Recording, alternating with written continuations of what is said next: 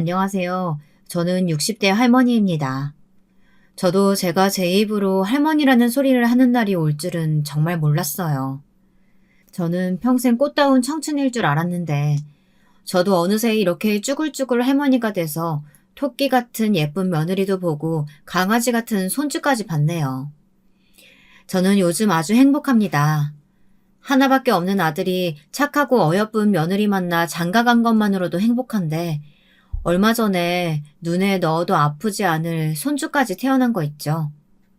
저는 이제 죽어도 여한이 없다는 말이 무슨 소리인지 알겠더라고요. 저도 늙었는지 자꾸만 그런 소리가 입 밖으로 나왔어요. 그럴 때마다 며느리가 난리를 쳤습니다. 어머님, 무슨 그런 소리를 하세요. 우리 아들 대학 졸업하고 취직해서 장가가는 모습까지 보셔야죠.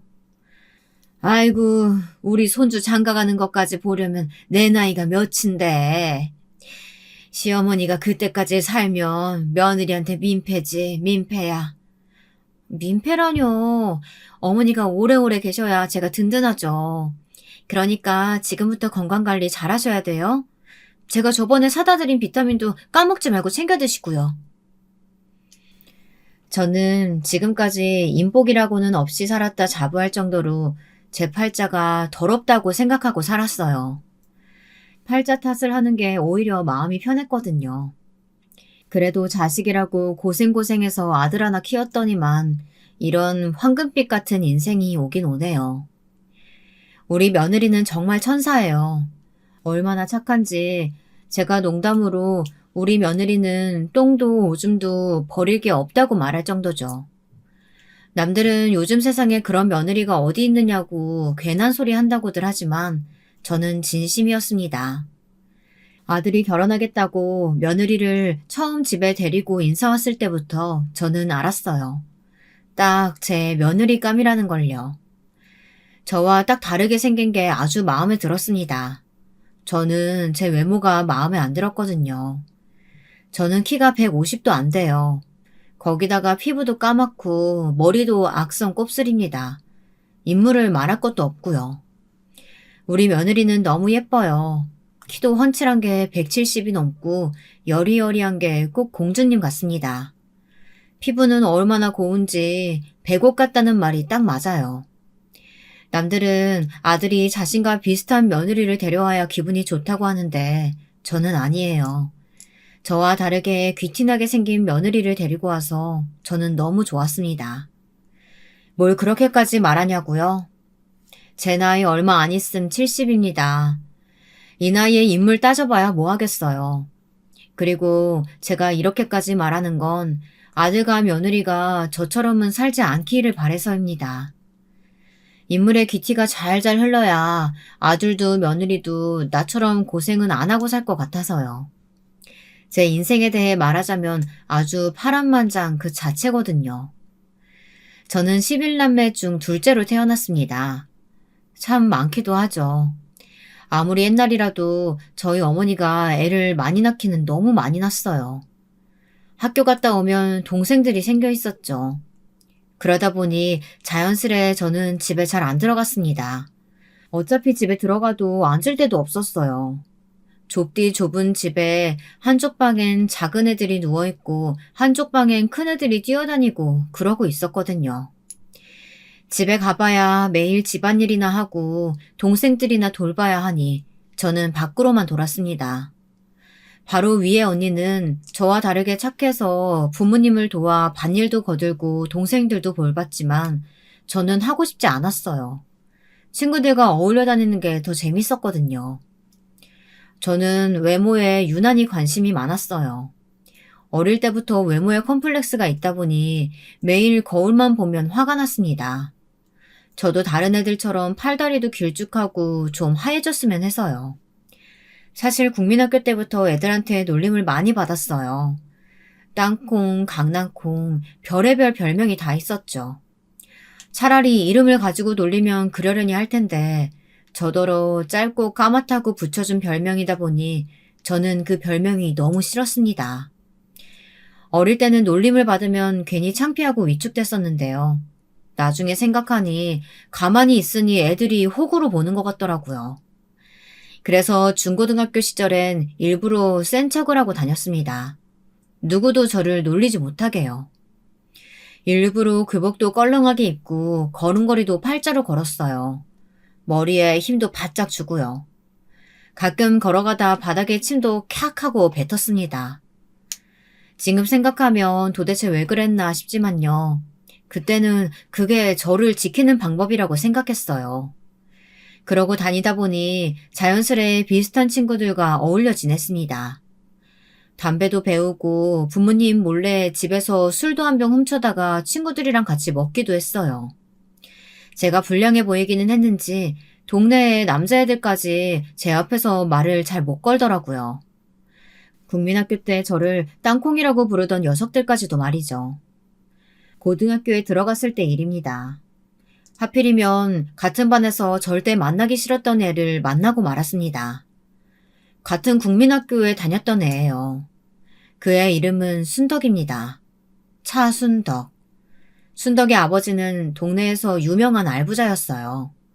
순덕이는 고등학교 때부터 매일 학교에 신기한 것들을 가져와 자랑했습니다. 그러다 보니 애들은 다들 순덕이를 부러워했어요. 이 원피스 우리 아버지가 서울 갔다 오시면서 백화점에서 사다 주신 거다? 너희 백화점 가본 적 없지? 지금 같으면 별것도 아닌 거 가지고 자랑하지 말라고 욕을 쏘아붙였겠지만 그때는 저도 순덕이가 마냥 부러웠어요. 순덕이네는 집에 돈도 많은데 자식이 순덕이 하나였거든요. 순덕이는 집에서 공주처럼 사는 것 같았어요. 매일 학교에 예쁜 원피스에 반짝거리는 구두를 신고 다녔거든요. 저야 형제가 많은 집에서 북적거리며 살다 보니 매일 언니 옷을 물려받아 입어 새 옷은 입어본 적이 없었습니다. 그러다 보니 제 옷은 항상 낡아 있었죠. 친구들은 순덕이가 매일 예쁜 척하고 잘난 척해서 얄밉다고 하면서도 순덕이와 친하게 지내고 싶어 했습니다. 국민학교 때 순덕이는 여자애들 사이에서 항상 대장 노릇을 했어요. 순덕이 눈에 거슬리면 1년 동안 학교 생활이 고달플 정도였죠. 그런데 제가 특별히 순덕이에게 잘못한 것도 없는데 순덕이 걔는 자꾸만 저를 놀렸어요. 제 기억으로는 제 별명을 처음 부른 것도 순덕이 걔였어요.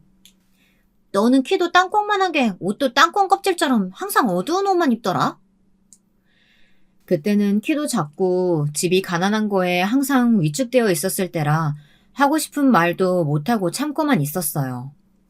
그러자 그 못된 년이 저를 호구로 봤는지 그때부터 은근 사람을 깔보더라고요.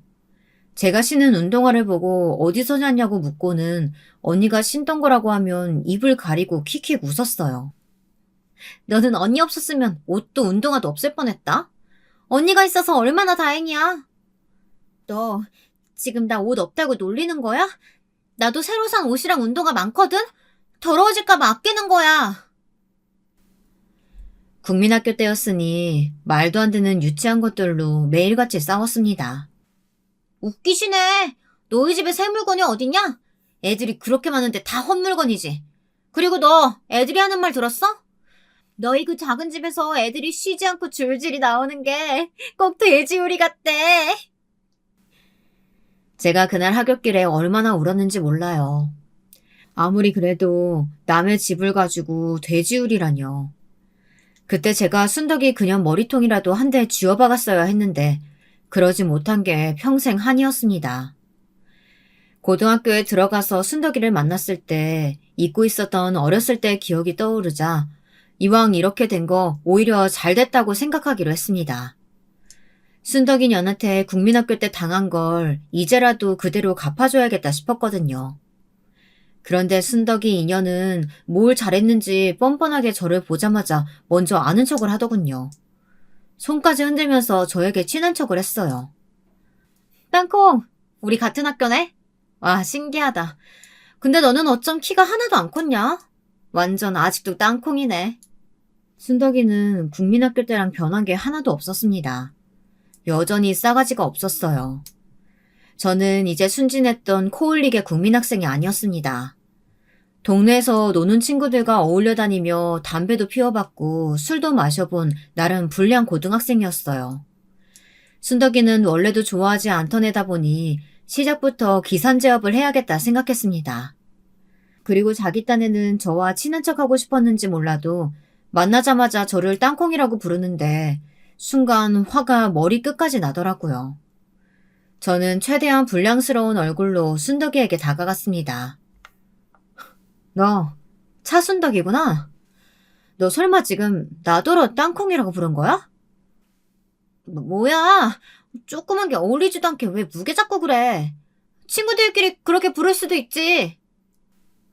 친구? 내가 너 같은 찐따랑 무슨 친구야? 같은 국민학교 좀 나왔다고 자친구냐? 근데 너 교복은 어디서 훔쳐다 입었냐? 아, 촌스러. 너 앞으로 나한테 아는 척 하지 마. 쪽팔리니까. 제가 학교 다닐 때만 해도 위에 교복은 몸에 딱 맞게 입고 치마는 펑퍼짐하게 입는 게 유행이었어요. 저는 입학 전에 미리 교복을 바짝 줄여놨습니다. 어릴 때 애들한테 생김새로 놀림을 많이 받아서 그런지 저는 유행에 굉장히 민감했거든요. 반면 고등학교에 갓 입학했으니 순덕이는 무슨 엄마 옷을 훔쳐 입은 것처럼 교복을 펑퍼짐하게 입고 머리도 자르대고 자른 것처럼 촌스럽게 잘랐더라고요. 저는 순덕이 교복을 비웃으면서 신나게 놀렸습니다. 국민학교 때 제가 당한 그대로 말이죠. 제 복수는 성공적이었어요. 자기밖에 모르고 자기 잘난 맛에 살던 순덕이가 첫날부터 저한테 무시당한 게 아무래도 충격이 컸나 봐요. 1학년 내내 아주 조용하더라고요. 제 눈도 똑바로 못 쳐다보고요. 그럴 만한 게 제가 동네에서 어울려 다니던 언니들이 학교에서 꽤 주름을 잡던 언니들이었어요. 공공연하게 저를 건드리면 언니들이 가만 안 둘 것 같은 분위기다 보니 누구도 저를 건드릴 수 없었죠. 그렇게 평화롭게 고등학교를 졸업하나 싶었는데 제 팔자가 그렇게 평온할 리가 없었죠. 글쎄 제가 고등학교 졸업반 때 언니가 집을 나가버린 거예요. 믿기지 않았습니다. 부모님 말씀이라면 양잿물을 먹으래도 먹을 정도로 착한 사람이 도대체 무슨 일인가 싶었습니다. 언니는 고등학교를 졸업하고 바로 동네에서 가장 큰 봉제 공장에서 일했어요. 그런데 어느 날 퇴근할 시간이 한참 지났는데도 집에 들어오지를 않더라고요. 부모님은 걱정이 돼서 바로 경찰에 신고했어요. 저라면 몰라도 언니는 지금까지 살면서 그런 적이 한 번도 없었던 사람이니까요. 그런데 생각지도 못한 일이 벌어졌습니다. 경찰들이 언니의 사진을 들고 여기저기 돌아다니다 동네에 하나 있는 버스 터미널에 가서 알아봤는데 터미널 직원이 언니를 봤답니다. 언니가 웬 남자랑 서울행 버스표를 사고 한참 터미널에 앉아 있었대요.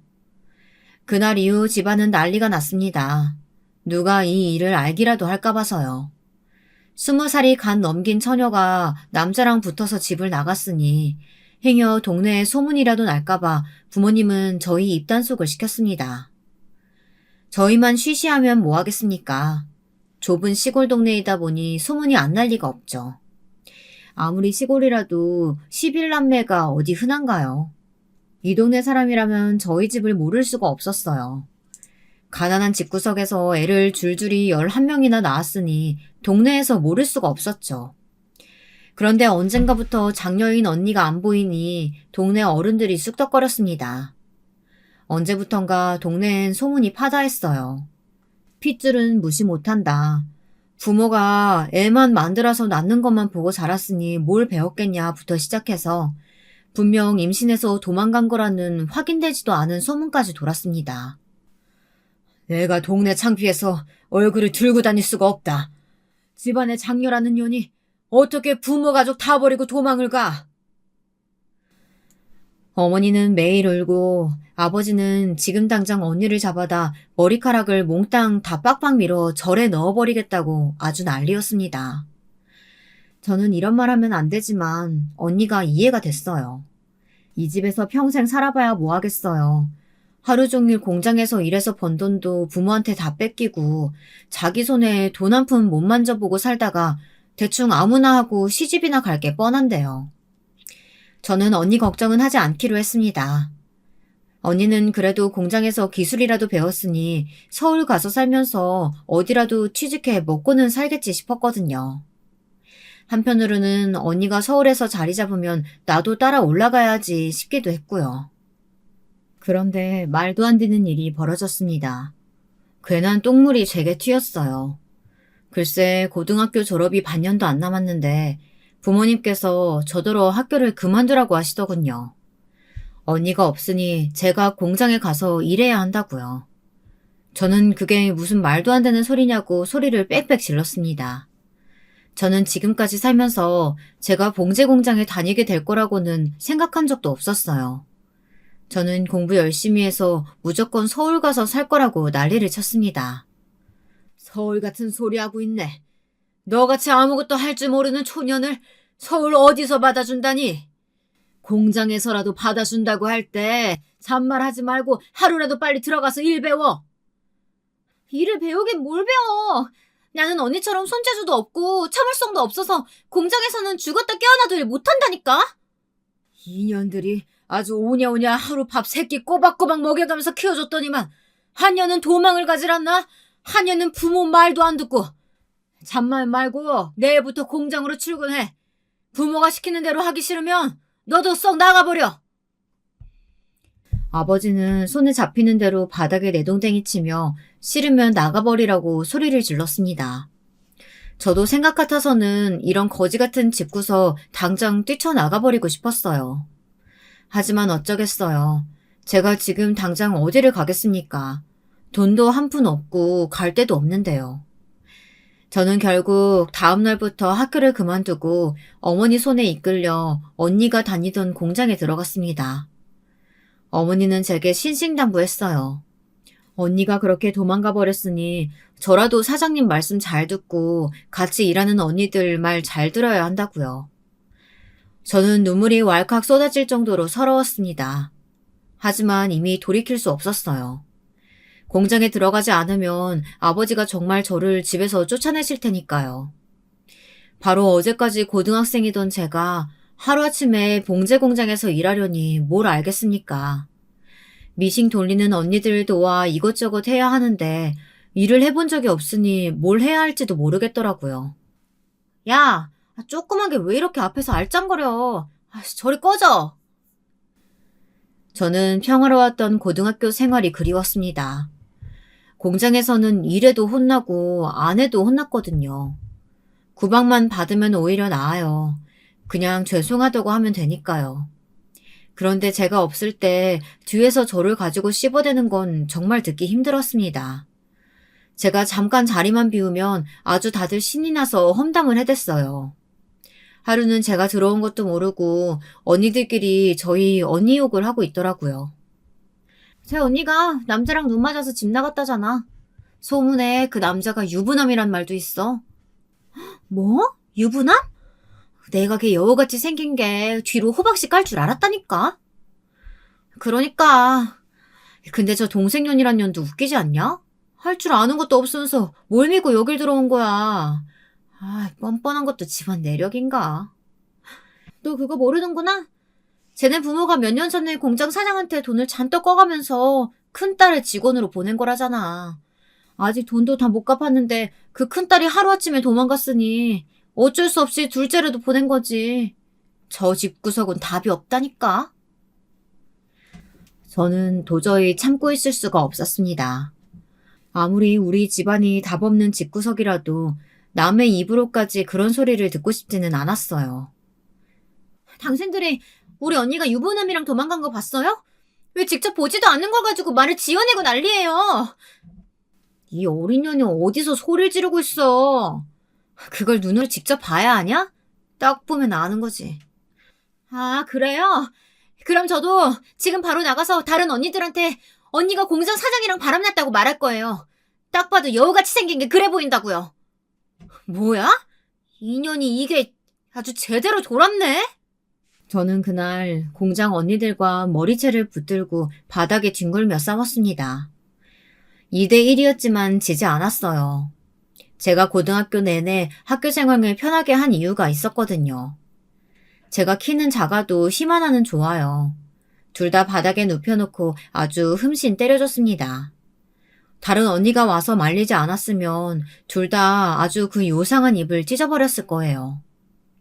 제 싸움은 아직 끝나지 않았습니다. 저는 그제야 알았어요. 제가 공장에 온 이유가 물론 돈 때문일 거라고는 예상했지만 공장 사장한테 부모님이 돈을 잔뜩 빌려갔다는 이야기는 처음 들었거든요. 그것도 남의 입을 통해서요. 저는 그날 집에 가서 부모님께 아주 난리를 쳤습니다. 부모라고 평생 도움이 안 되는 사람들이라는 건 알았지만 이 정도로 자식 생각을 안 하는 분들인지는 몰랐어요. 엄마 아빠는 자식들 보기 부끄럽지도 않아?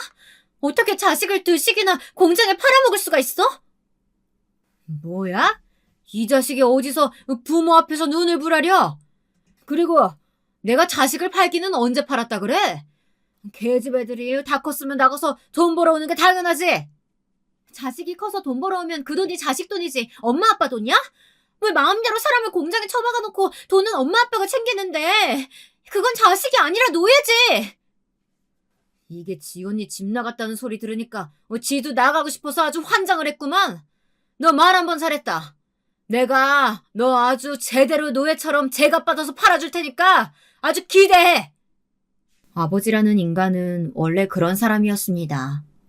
어머니가 뭐 좋다고 자식을 11명이나 낳았겠어요. 아버지가 하도 아들 타령하니 쉬지 않고 줄줄이 계속 낳으신 거예요. 저희 집은 애가 11명이라도 아들은 둘밖에 없어요. 온통 다 딸이에요. 아버지는 툭하면 딸은 시집 보내면 끝이라고 여자는 시집 가면 남편 집안 사람이라는 말을 입에 달고 살았습니다. 시집 가면 절대 친정에 올 생각은 하지도 말라고요. 저는 어릴 때부터 그 소리가 듣기 싫어 아버지가 그런 소리를 할 때마다 집을 나와버렸습니다. 그냥 친구들과 어울려 놀았어요. 그러다 보면 아버지 말을 좀 잊을 수 있었거든요. 그날 이후 공장에서는 아무도 저를 건드리질 않았어요. 공장에 제가 미친년이라고 소문이 났거든요. 저는 소문 따위는 상관없었습니다. 오히려 편하게 공장 생활을 할 수 있어서 좋았어요. 그러던 어느 날이었습니다. 저도 어느새 성인이 되고 공장 일도 적응이 돼서 나름대로 열심히 살고 있었어요. 그런데 웬일로 아버지께서 집에 들어오시더니 저부터 찾으시더군요. 저를 앞에 앉혀놓고 하시는 말씀이 어이가 없었습니다. 제 결혼 날짜를 정해왔다고 하더군요. 너희 고모가 아주 좋은 혼처 알아봐 주셨길래 내가 바로 날 잡고 오는 길이다. 여보, 아무리 그래도 얼굴도 모르는 사람이랑 애를 어떻게 결혼시켜요. 이 애패내가 지금 내가 한 말 못 들었어? 누나가 엄청 좋은 혼처라고 했다니까. 부모가 땅 부자에다가 장남인데 그 많은 땅 장가만 가면 무조건 장남한테 물려준다잖아. 그 집에만 시집가면 2년 팔자는 피는 거지 뭐. 아버지, 그게 말이 돼요? 내가 언제 아버지한테 팔자 고쳐달라고 했어요? 딸내미 가지고 장사할 생각하지 말고 내 앞날이나 막지 마요. 이런 배응망덕한 년 같으니라고? 당신 뭘 멀뚱히 보고만 있어. 지금 당장 몽둥이 가져와. 내 이 싸가지 없는 년 아주 버릇을 고쳐줄라니까. 아버지는 주변에 손에 잡히는 대로 제게 던졌습니다. 그 정도는 놀랍지도 않아요. 어릴 때부터 하도 보고 자라서요. 그런데 이번엔 정말로 나가서 몽둥이라도 꺾어다가 저를 후려칠 생각인 것 같았습니다. 저를 제대로 팔아주겠다는 말이 바로 이 말이었나 봐요. 월급도 못 받고 공장에서 일하게 하더니만 이제는 얼굴도 모르는 남자와 시집을 보낸다네요. 제가 절대 결혼 안 할 거라고 바락바락 악을 쓰자 아버지는 저를 방에 가둬버렸습니다. 집도 좁은데 굳이 저 하나 잡겠다고 빈 방에 저를 넣어놓고 밖에서 문을 잠갔더라고요. 저는 그날 밤 서러워서 얼마나 울었는지 몰라요. 아주 통곡했습니다. 새벽에 아버지가 잠들고 나서야 어머니가 문을 열어주셨어요. 어머니는 제 얼굴을 보시더니 눈물을 쏟으셨습니다. 어머니가 우는 모습은 그때 처음 봤어요. 미안하다, 미안해. 내가 너희한테 정말 염치가 없다. 너희 아버지 저런 인간인 거 뻔히 알면서 엄마가 더 낳지 말았어야 했는데 너희한테 부담 줘서 미안하다. 그러니까 그냥 너는 시집 가. 어떤 남자든 이 집보다는 나을 거야. 어머니는 정말 저를 걱정해서 하신 말씀이었어요. 아버지 밑에서 평생 구박받으면서 혹사당하느니 그냥 아예 새로운 곳에 가서 새롭게 시작하는 게 낫다고요. 어머니는 지금까지 잘해준 것도 없어 일찍 시집 보내는 게 마음이 좋지 않지만 시집 가서 시댁에 잘하고 남편한테 예쁨 받으면서 살랍니다. 그게 어머니도 차라리 마음이 편할 것 같다고요. 저는 어머니 말대로 결혼하기로 했습니다. 어머니 말이 맞아요. 이 집에서 제가 제 마음대로 살 수 있는 방법은 하나도 없었습니다. 새로운 곳에서 새롭게 시작하는 게 더 나을 것 같았습니다. 결혼식 날짜가 고작 한 달 남았을 때 저는 남편감을 처음 만났어요. 단둘이 동네 다방에서 만났는데 남편은 저를 마음에 들어하지 않는 것 같았습니다. 제가 한눈에 알아볼 정도로요. 사실 제가 키도 작고 인물도 없다는 건 저도 알아요. 그렇다고 아주 못 봐줄 정도는 아니에요. 거기다가 남편감으로 나온 남자도 뭐 썩 봐줄 건 없었습니다. 키도 별로 안 크고 눈도 툭 튀어나온 게 메기같이 생겼더라고요. 서로 마음에 안 들어도 어쩌겠어요. 이미 부모님들끼리 정해놓은 짝인걸요. 요즘 사람들은 절대 이해하지 못하겠지만 그때는 그랬습니다. 다들 나이들만 먹었지 여자가 뭐고 남자가 뭐고 잘 몰랐어요. 한두 번 얼굴 보고 바로 첫날 밤을 치르고 그랬으니까요. 그래도 자식만 잘 낳고 다들 잘만 살았습니다. 저도 그렇게 시간이 흐르는 대로 그냥 살자 이렇게 마음먹었습니다. 남편한테 사랑받고 시부모님한테 잘하다 보면 저도 언젠가 남들과 비슷하게는 살 수 있지 않을까 기대하면서요. 하지만 제 기대는 금세 부서졌습니다. 제 결혼 생활도 그 전과 별반 다르지 않았어요. 부모한테도 사랑 한 번 못 받아본 제가 누구한테 사랑을 받겠어요. 저는 결혼식을 올리고 신혼 첫날 밤부터 남편과 각자 이불을 덮고 잤습니다. 거사를 치르자마자 남편은 몸을 획 돌리고 돌아서 잠들었어요. 저는 첫날 밤부터 남편 등을 보고 잤습니다. 신혼 때는 그나마 한 방에서라도 잤는데 아들이 태어나니 남편이 아예 다른 방에 가서 자겠다고 하더군요. 새벽에 애가 하도 깨서 잠을 한숨도 못 자겠어. 아침 일찍 밭에 나가야 되는데 가장이 잠은 자야지. 그때는 남편 말이 맞는다고 생각했어요. 아들이 어릴 때라 새벽에 2시간마다 깨서 울다 보니 남편이 거의 자지 못했거든요. 새벽부터 일하러 가는 사람 잠이라도 잘 재우자 싶어 저는 그러라고 했습니다. 어느 날이었습니다. 제가 아들을 재우다 그만 저도 깜빡 졸았나 보더군요. 깨서 시계를 확인했더니 남편 참을 가져다 줄 시간이 훌쩍 지났더라고요. 저는 깜짝 놀라서 벌떡 일어났습니다. 그런데 그때 방 밖에서 남편 목소리가 들렸어요. 시어머니와 이야기를 나누고 있는 것 같더라고요. 당시에 시부모님과 함께 살았거든요. 아무래도 제가 참을 가지고 오지 않으니 남편이 아예 집으로 온 것 같았습니다. 저는 깜빡 잠들었다고 말하며 방문을 열고 나가려던 참이었는데 하필이면 그때 제가 절대 듣지 말았어야 할 말을 듣고 말았습니다. 애 낳은 지 얼마나 됐다고 벌써 각방을 쓰고 그래. 애들 터울 많아봐야 좋을 거 없어. 첫째 100일도 지났으니까 이제 바로 둘째 가져야지. 어머니가 무슨 말씀 하시는지는 아는데요. 저 지금까지 많이 참았어요. 아들 하나 낳은 것도 기적이라고요. 그게 무슨 소리야? 네가 참기는 뭘 참았다는 거야? 애 엄마요. 저도 부모님 생각해서 어떻게든 잘 살아보려고 하는데 애엄마 얼굴 보고는 도저히 마음이 동하질 않는다고요. 어이구 이 철딱선이 없는 놈아. 여자 인물 좋아봐야 딴짓이나 하지 뭘 그런 걸 따져. 우리처럼 손 귀한 집안에서 단번에 아들 낳은 거 봐라. 저 집구석에 재물은 없어도 새끼 하나는 기똥차게 난다니까. 그러니까 딴 생각 말고 아들 하나만 딱 하나만 더 낳아. 아 진짜 제가 무슨 짐승이에요. 마음도 없이 새끼만 낳게. 저 상판떼기 보고는 도저히 못하겠으니까 어머니도 이제 그만하세요. 저는 그대로 바닥에 주저앉아 입을 틀어막고 울었습니다.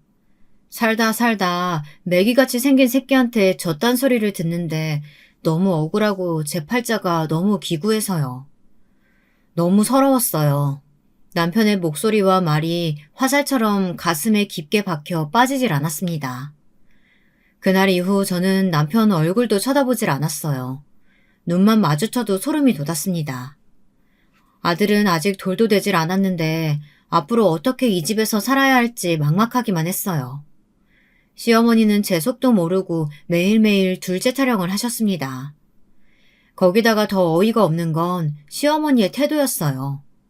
어느 날 집으로 화장품 파는 사람을 불렀더라고요. 그래놓고 저를 불러 화장품을 좀 골라보랍니다. 어머니, 말씀은 감사한데 저는 화장품을 발라본 적이 없어서 뭐가 뭔지 잘 몰라요. 그냥 어머니 거만 사세요. 네가 곰탱이 마냥 그렇게 뚱하고 있으니까 우리 장남이 집에 마음을 못 두고 여기저기 딴 생각만 하고 다니잖아. 계집이면 계집답게 남편한테 사랑받을 생각을 해야지. 너는 어쩜 젊은 애가 어쩜 그렇게 생각이 없니? 마음도 없는 남자와 결혼해 시부모님까지 모시고 사는 게 어디 쉽겠습니까? 저도 결혼 전 친정 어머니께서 시부모님께 사랑받고 남편과 사이좋게 지내라고 하신 말씀을 지키기 위해 참은 것뿐입니다. 거기다가 궁금하지도 않은 남편 속마음까지 알게 돼 착잡한 와중에 계집이면 계집답게 남편한테 사랑받을 궁리를 해야 한다는 시어머니의 말을 들으니 정말 참을 수가 없었습니다. 표정 관리가 되질 않더군요. 제가 왜 남편한테 사랑받으려고 노력해야 되는데요? 남편이라고 예쁜 구석이 하나도 없는데 왜 저만 노력해야 하냐고요. 저는 저도 모르게 화가 나 그만 시어머니에게 버럭 소리를 질러버렸습니다. 결혼하고 지금까지 살면서 제가 처음으로 그런 모습을 보였으니 시어머니는 놀라서 어안이 벙벙하신 것 같더군요. 어머, 애미야, 네가 지금 상황 파악이 안 되나 본데 네가 우리 집에 시집 온 이유가 뭐니? 며느리로서의 본분을 다하기 위해서잖아. 그럼 며느리로서 대를 잇고 남편 내조에 신경 써야지. 대를 잇고 내조 잘하려면 화장품 사서 발라야 하나요? 남자들이 밖에 나가면 길거리에 깔린 게 여잔데 매일 보는 마누라한테 마음이 끌리겠니? 그러니까 여자가 알아서 집에서 좀 가꾸고 꾸미면 좋잖아. 더는 싸울 힘도 없었습니다. 더 말하고 싶지도 않았어요. 말 같아야 말을 섞죠. 그런데 얼마 뒤 일이 터졌습니다. 남편이라는 인간은 결국 제 한계를 시험했어요. 남편이 바람을 피웠습니다. 최근에 참때만 되면 어디를 그렇게 사라지나 했더니만 동네 다방을 매일같이 드나들었더라고요. 어리고 예쁜 다방년한테 푹 빠져서 아주 정신을 못 차린다고 동네에 소문이 파다하더군요. 시어머니 금가락지랑 팔찌까지 훔쳐다가 그년한테 갖다 줬다네요. 저는 남편에게 따져 물었습니다. 우리가 아무리 마음은 없어도 아들까지 낳고 산 부부 사이인데 어떻게 이럴 수가 있냐고요. 그러자 남편 말이 가관이었습니다. 나라고 내 아들 새끼 놔두고 딴 여자 품에 안기고 싶겠어? 근데 어떡해. 당신한테는 전혀 그런 마음이 생기질 않는데. 못생겼으면 좀 귀엽기라도 하든가. 이건 뭐 인물도 없으면서 성격까지 빡빡하니까 내가 도대체 어느 구석 보고 당신이랑 정붙이고 사냐?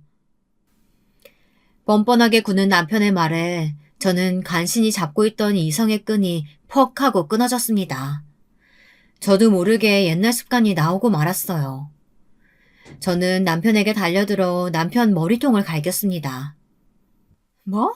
못생겨? 네가 나한테 그런 말의 주제가 된다고 생각해? 매운탕 안에 메기 새끼보다 못생긴 놈이 어디서 개소리 짓거리고 있어. 너 오늘 내 손에 죽어봐라. 너 죽고 나 죽자.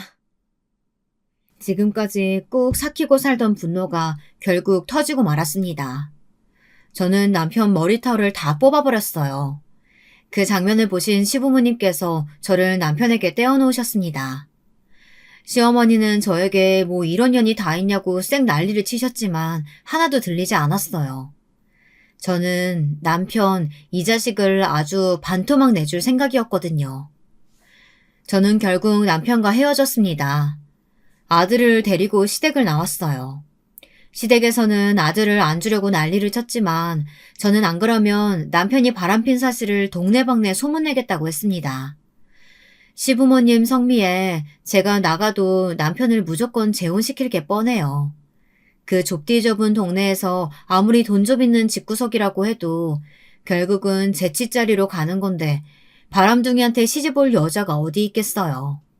할 수 없이 시부모님은 손주를 포기하셨습니다. 아마 아들이 새장가를 가면 또 자식을 볼 수 있을 거라 생각한 것 같아요. 근데 제가 나중에 들은 소식인데 남편이 재혼하고도 자식을 못 봤답니다. 남편이 그 다방년한테 미쳐 새로 장가를 가고도 정신을 못 차렸더군요. 저는 그 소식을 듣고 나서야 다리를 쭉 벗고 잤어요. 속이 뻥 뚫리는 것 같아서요. 남편과 헤어진 건 제가 지금까지 살면서 가장 잘한 일이긴 합니다. 하지만 그때부터 새로운 고생문이 또 열렸어요. 어린 아들을 데리고 무작정 시댁을 나오기야 했지만 막상 갈 데가 없더라고요. 돈도 없었고요. 어쩔 수 없이 친정에 가야만 했습니다. 저라고 거지 같은 친정에 가고 싶었겠어요. 저는 남편과 헤어지고 친정으로 돌아간 게 결혼식을 올리고 처음으로 친정에 간 거였어요. 시댁에서 친정에 못 가게 한 건 아니었어요. 오히려 친정 아버지가 오지 말라고 한 거였죠. 친정이 이사할 때도 제가 가겠다고 했지만 오지 못하게 했습니다. 그뿐만이 아니에요.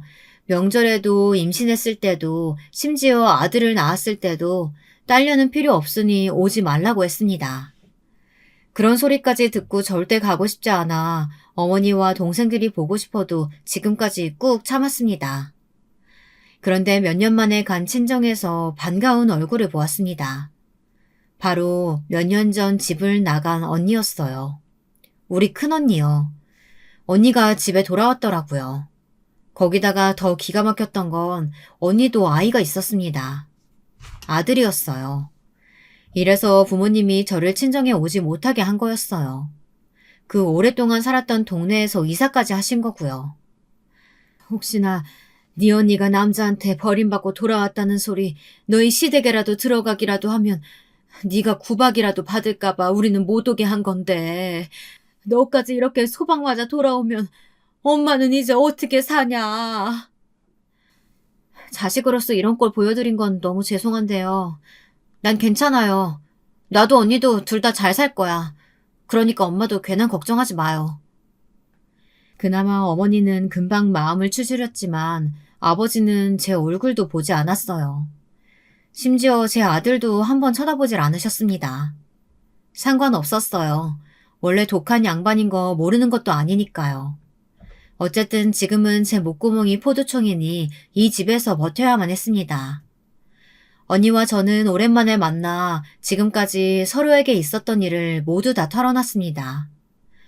언니는 집을 나간 게 남자와 야반도주한 게 맞았대요. 공장에서 만난 공장남과 눈이 맞았는데 그 남자에게 부모님이 정해준 약혼녀가 있어 둘이 함께 도망친 거랍니다. 남자 때문에 부모 형제 다 버리고 도망까지 갔으면 잘 살아야지. 왜 돌아왔어? 저 아이는 또 뭐고? 아이는 그 남자의 아이랍니다. 그 남자와 도망가 몇 년을 살았는데 막상 살고 보니 힘들어서 매일 지지고 볶고 싸우기만 했대요. 사랑해서 버티는 것도 몇 개월이지 서로 먹고 살기 힘들어지니 남자가 먼저 지쳐버렸답니다. 그 남자도 있는 집에서 편하게 살던 남자라 언니를 위해 희생하는 게 힘들었다고 했대요. 결국은 헤어지고 집에 돌아왔답니다. 그런데 남자와 헤어지고 집에 와서야 임신 사실을 알게 된 거죠. 그 남자는 아이가 태어난 것도 아예 모른대요. 저는 그래도 몇 년이나 함께 산 애아빠인데 다시 잘해보지 그랬냐고 했습니다. 이미 끝난 관계야. 애 핑계로 다시 같이 살아봐야 똑같은 이유로 또 헤어질 거야. 그때는 저도 애만 낳지 어려서 언니 말이 무슨 소리인지 이해가 되지는 않았어요. 그래도 언니는 저와 다르게 사랑했던 사람의 아이를 가진 것이니 다시 한번 잘해볼 수 있지 않을까 막연하게 생각했거든요. 그렇게 저와 언니는 둘 다 남편 없이 아이를 키웠습니다. 안 그래도 말 많은 집구석에 정점을 찍은 거죠. 아버지는 저희를 볼 때마다 혀를 찼습니다. 어쩌다 저런 모질이들만 나왔냐고 어머니를 구박하셨지만 저와 언니는 그런 아버지에게 오히려 더 크게 화를 냈어요. 이게 다 아버지 때문이라고요. 아버지가 딸들 무시하고 바보 취급하는 바람에 남자에 대한 불신이 있어 남자를 만나도 잘 못 사는 거라고요. 저는 아버지가 돌아가실 때까지도 아버지가 미웠어요. 아버지는 돌아가실 때까지도 저와 언니에게 모진 소리를 하셨거든요. 내가 저 못난 년들 보기 싫어서 하루라도 빨리 눈 감아야지. 아유, 속 터져. 그게 마지막 말씀이셨습니다. 저와 언니는 아직도 그때 이야기를 하며 웃어 넘기고는 합니다. 팔자가 보통 팔자는 아니었지만 그래도 혼자보단 둘이라 서로 많이 의지하며 나름대로 잘 살아갔습니다. 저와 언니는 작은 옷가게를 하나 차렸어요. 총구석이긴 해도 가장 사람들이 많이 다니는 읍내에 제일 번화가에 다녔습니다. 언니가 오랫동안 일했던 공장에서 물건을 떼다 팔았더니 마진도 많이 남고 장사도 제법 잘 됐습니다. 어떻게든 아이들을 키워야 했으니 둘 다 아등바등 살았어요. 언니랑 저는 정말 하루도 쉬지 않고 일한 것 같아요. 그렇게 저와 언니의 평생을 갈아 넣어 힘들게 자리 잡은 옷가게를 제 며느리에게 넘겼습니다. 며느리도 백화점에서 일하던 애라 저희 옷가게에 관심이 많았거든요. 언니도 찬성했습니다. 언니도 저도 환갑을 훌쩍 넘겼으니 이제 쉴 때도 됐다면서요. 더군다나 언니는 조금 있으면 미국으로 가요. 조카가 결혼해서 미국에 있거든요. 조카가 매일 전화해서 가게 그만두고 미국으로 들어오라고 했는데도 언니는 계속 거절했어요. 외국에 한 번도 가본 적 없는데 어떻게 그 넓은 땅에 가서 사냐고요. 그래도 다행이에요. 저도 언니도 젊어서는 고생만 했는데 자식들이라도 다 잘 커서 제 앞가림은 하고 사니까요. 저는 며느리에게 가게를 넘기고 매일 언니랑 놀러 다녔어요. 언니랑은 평생을 같이 붙어서 살고 가게도 같이 했는데 어쩜 여행을 같이 가도 또 할 말이 많더라고요. 그러던 어느 날이었어요. 제가 여행을 다녀오다 며느리 생각이 나서 휴게소에서 호두과자를 사왔습니다. 며느리가 호두과자를 좋아하거든요. 저는 따뜻할 때 먹이고 싶어서 가게로 갔습니다. 그런데 가게에서 말도 안 되는 장면을 목격하고 말았어요. 글쎄 어떤 아줌마가 제 며느리 머리끄댕이를 잡고 흐늘고 있더라고요. 손님 제발 그만 좀 하세요. 내가 좋은 말로 할 때 당장 환불하라고 했지. 젊은 년이 왜 말귀를 못 알아쳐먹어. 뒤지기 싫으면 지금 당장 내 돈 내놔. 무식한 여편네가 감히 제 며느리 머리채를 잡고 여기저기를 퍽퍽 내리치고 있었습니다. 저는 생각할 것도 없이 그 여편네에게 달려들었어요. 그런데 믿을 수 없는 일이 벌어졌습니다. 글쎄 그 미친 여편네가 분명 제가 아는 사람이었어요. 순덕이, 제 고등학교 동창인 차순덕이었습니다. 순덕이 인연이 며느리 가게에서 한 달 전에 사간 옷을 환불해달라고 가져왔다네요. 그것도 벌써 몇 번은 입고 빤 옷을 가지고 말이죠. 야, 너 차순덕 맞지? 너 미쳤어? 감히 내 며느리한테 뭐 하는 짓이야? 뭐야? 인연이 네 며느리라고? 옳거니 원수는 외나무 다리에서 만난다더니만 어쩐지 처음부터 이 옷가게 터가 마음에 안 든다 했어. 이 미친년이? 어디서 내 며느리더러 2년 전의 소리라고 있어? 고등학교 때 내 앞에서 찍소리도 못하던 게 뭐 원수? 너 어디 한번 외나무 다리에서 죽어볼래? 저는 그대로 달려들어 순덕이 그년을 아주 박살을 냈습니다. 그런데 인연이 저더러 가만 안 두겠다고 고소까지 할 거라고 소리를 지르더군요. 자기 남편이 누군 줄 아냐면서요. 네 남편이 누구든 말든 난 상관없으니까 고소하든 말든 너 알아서 해. 그런데 얼마 뒤 정말 가게로 고소장이 왔습니다. 저뿐만이 아니라 며느리 이름까지 적어서 둘 다 고소를 했더라고요. 이대로 넘어갈 수는 없었어요. 도대체 차순덕 전현하고는 무슨 원수를 줘 평생 이렇게 쫓아다니는지 모르겠어요. 저도 이제 나이도 먹을 만큼 먹었고 산전수전도 다 겪었으니 옛날 성격 다 죽었다고 생각했는데 아니더군요. 제 하나밖에 없는 귀한 며느리를 건드리는데 이성이 확 날아가 버렸습니다. 순덕이 년을 절대 가만히 둘 수는 없었어요. 복수해야 속이 편할 것 같았습니다. 저는 며느리를 달래 집에 보내놓고 그 길로 언니에게 전화를 했어요. 뜬금없이 언니 이야기가 여기서 왜 나오냐고요? 지금 이 상황에서 언니가 가장 중요한 사람이었어요. 저는 언니에게 상황을 설명하고 부탁했습니다. 제 애절한 부탁이 통했는지 언니가 제 뜻대로 해주겠다고 하더군요. 저는 그 길로 택시를 잡아타고 언니와 함께 익숙한 동네로 갔습니다. 같은 총구석이라고 해도 이 동네는 몇십 년 만에 왔어요. 평생 다시는 올 일 없을 줄 알았던 바로 그곳에 다시 오고야 말았습니다. 저는 곧바로 차순덕, 그년 집을 찾아갔어요. 그년 집을 어떻게 아냐고요? 지금 그년이 사는 집이 바로 옛날에 저와 언니가 일했었던 공장 사장님네 집입니다. 순덕이가 바로 공장 사장 아들이랑 결혼했거든요. 저는 초인종을 요란하게 울렸습니다. 대궐 같은 대문이 열리더니 집에서 일하는 아줌마가 나오더군요. 아줌마는 저희에게 누구시냐고 무슨 일로 오셨냐고 물었지만 저는 들을 것도 없이 잽싸게 집 안으로 쳐들어갔습니다. 현관문을 벌컥 열고 들어갔더니 다행히도 제가 보고 싶었던 사람들이 전부 다 있더군요. 순덕이는 물론이고 순덕이의 남편인 공장 사장 아들까지도요. 순덕이는 제 얼굴을 보자마자 눈이 금방이라도 굴러떨어질 것처럼 커졌습니다. 야, 땅콩! 네가 감히 여기가 어디라고 와? 너도 한 대 맞으려고 왔어? 미친 소리 하고 앉았네. 이런 대궐에 살면서 한 달이나 입은 옷을 가지고 환불을 받으러 와? 이 구질구질한 년아? 그때였어요. 제 뒤를 따라 언니가 들어오자 순덕이의 남편 얼굴이 아주 사색이 되다 못해 창백해졌습니다. 그럴 만도 했죠. 공장 사장 아들의 첫사랑이 바로 저희 언니니까요. 그뿐만인가요? 두 사람은 40년 전 야반도주까지 했던 사이예요. 두 사람은 40년 전 야반도주까지 했던 사이예요. 둘이 몇 년 동안 동거까지 했죠. 네, 맞습니다. 순덕이 남편이자 공장 사장 아들이 바로 언니와 40년 전 야반도주했던 바로 그 공장장이에요.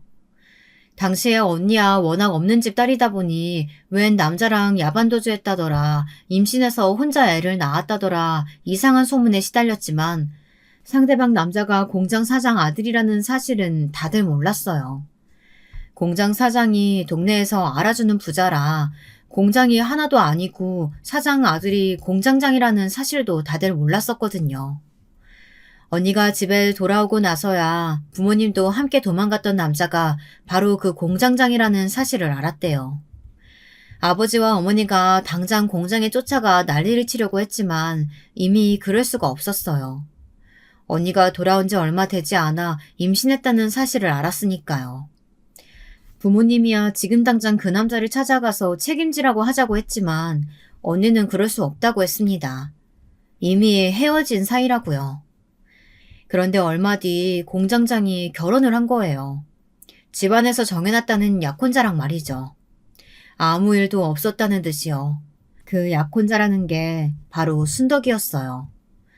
언니에게 그 이야기를 들었을 때 저는 너무 화가 나서 당장 결혼식을 파투내자고 했지만 언니가 말렸습니다. 언니는 절대 그러고 싶지 않다고 했어요. 저는 머리로는 이해가 되지 않았지만 언니가 원하는 대로 해주기로 했습니다. 언니와 조카를 위해서요. 저희 조카는 아빠 없이도 잘만 컸어요. 언니가 아주 열과 성을 다해 훌륭하게 키웠거든요. 조카가 워낙 공부도 잘해서 장학생으로 미국에 갔다 거기서 여자를 만나 지금 미국에 살아요. 제가 언니를 순덕이 년 집에 데리고 온 이유가 바로 이거였습니다. 제 복수도 복수였지만 언니의 복수까지 같이 해주고 싶어서요. 형부도 많이 늙었네요. 순덕이가 영 내조를 못하나 봐요? 형부? 무식한 년아! 네가 아무리 고등학교도 졸업 못했어도 그렇지 친구 남편한테 형부가 뭐니, 형부가? 무식한 건 너 같은데? 차순덕, 네 남편 내 형부 맞아. 우리 언니랑 몇 년 동안 동거하고 둘 사이에 아들도 하나 있거든. 제 말에 순덕이뿐만 아니라 순덕이 남편 공장장까지 얼굴이 새하얗게 질렸더군요. 놀랄만도 하죠. 자기는 아무 일 없다는 듯 총각 행세하고 장가를 갔지만 언니는 평생 두 사람 사이에 아들을 키우고 있었으니 당연히 기가 막히겠죠. 못 믿을 것 같아서 우리 조카 결혼식 사진 가져왔어. 유전자 검사니 뭐니 할 필요도 없는 게 딱 봐도 알 거야. 네 남편 젊을 때랑 너무 똑같이 생겼거든. 이 미친년이 돌았나? 너 지금 거짓말하는 거 다 알아. 나한테 아무리 복수하고 싶어도 그렇지. 내가 이딴 얘기 믿을 것 같아? 여보, 왜 가만히 있어? 이 미친년들 빨리 쫓아내. 차순덕은 자기 남편 팔에 매달려 저와 언니를 빨리 쫓아내라고 소리를 질렀지만 순덕이 남편은 창백해진 얼굴로 저희 언니에게 다가왔습니다. 그러더니 제 말이 사실이냐고, 그때 아이를 가진 게 맞냐고 묻더군요. 순덕이는 자리에서 팔짝 뛰어대면서 왜 우리 말을 믿냐고 빨리 내쫓으라는 말만 되풀이했습니다. 내가 당신을 아는데 절대 이런 거짓말할 사람 아니지. 아이 사진 좀 볼 수 있을까? 당신 미쳤어! 지금 뭐 하는 거야! 순식간에 집안은 난리가 났습니다. 순덕이 년이 화를 참을 수가 없었는지 길길이 날뛰면서 눈에 보이는 물건을 마구 던졌습니다. 그 와중에도 순덕이 남편은 지 핏줄을 알아봤는지 사진을 끌어안고 바닥에 주저앉더군요. 후회할 만하죠. 누가 봐도 순덕이 같은 년을 지금까지 사랑해서 살았을 것 같지는 않았거든요. 순덕이 남편은 언니에게 아들을 한번 꼭 보고 싶다고 했습니다. 내 아들 보여주려고 여기까지 온 거 아니야. 당신이 나 버리고 딴 여자랑 얼마나 잘 살았나 그거 한번 보러 온 거지. 근데 나 버리고 가서 만난 여자가 기껏처럼 무식한 여자야? 당신도 참 불쌍하다. 저와 언니는 그대로 집을 나왔습니다. 현관문을 닫고 대문을 나올 때까지도 순덕이 년의 고함 소리가 밖에까지 들렸어요. 저는 속이 다 시원했습니다. 처음 순덕이네 가겠다고 마음 먹었을 때는 머리털이란 털은 다 뽑아버리고 머리통도 갈기려고 했었는데요. 그럴 필요가 없겠더군요. 이미 차순덕, 저녀는 벌을 받았어요. 저 기고만장한 년이 평생 믿고 산 남편에게 배신당했다는 사실에 죽을 때까지 억울해하면서 살 테니까요. 그 이후로 어떻게 지내고 있냐고요? 저야 뭐 잘 살고 있죠. 언니는 아들이 있는 미국으로 떠났고 며느리 가게는 여전히 잘 되고 있어요. 순덕이 그년도 더는 가게에 나타나지 않았고요. 아, 한 가지 달라진 건 순덕이 남편이 자꾸만 저를 찾아온다는 겁니다. 언니와 조카가 있는 미국 주소를 알고 싶다면서요. 저는 언니가 원치 않으니 다신 찾아오지 말라고 단호하게 말했지만 순덕이와 이혼했다면서 다시 언니를 만나고 싶다고 제게 사정을 하더군요. 저는 콧방귀도 끼지 않았습니다. 어이가 없어서요. 저는 이번 일을 계기로 깨달은 게 있습니다. 사람은 평생 철이 들지 않는다는 걸 말이죠. 순덕이를 보면서 저도 지난날의 저를 되새기며 반성하고 있습니다. 지금부터라도 남은 생은 좋은 어른으로, 좋은 사람으로 살아가 보려고요. 지금까지 저의 긴긴 인생 이야기 들어주셔서 정말 감사합니다.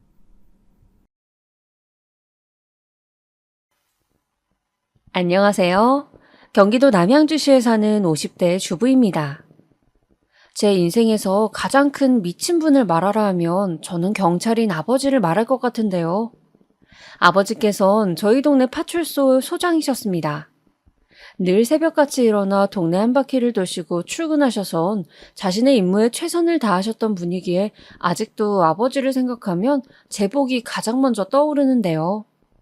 사실 저희 아버지는 동네의 영웅과도 같은 분이셨어요. 몸이 불편하신 할머니들을 돕는 건 물론이고 누군가 실종이 되었다 하면 가장 먼저 빨리 나가 수색 작업을 벌이셔서 안전하게 귀가시키는 분이셨어요. 그러니 동네 사람들은 저를 보면 아버지의 딸이라는 이유로 잘 대해주시고 또 귀하게 여겨주셨습니다. 영은아, 이거 먹어라. 배고프지? 내가 인절미떡을 좀 했는데 많이 남아서.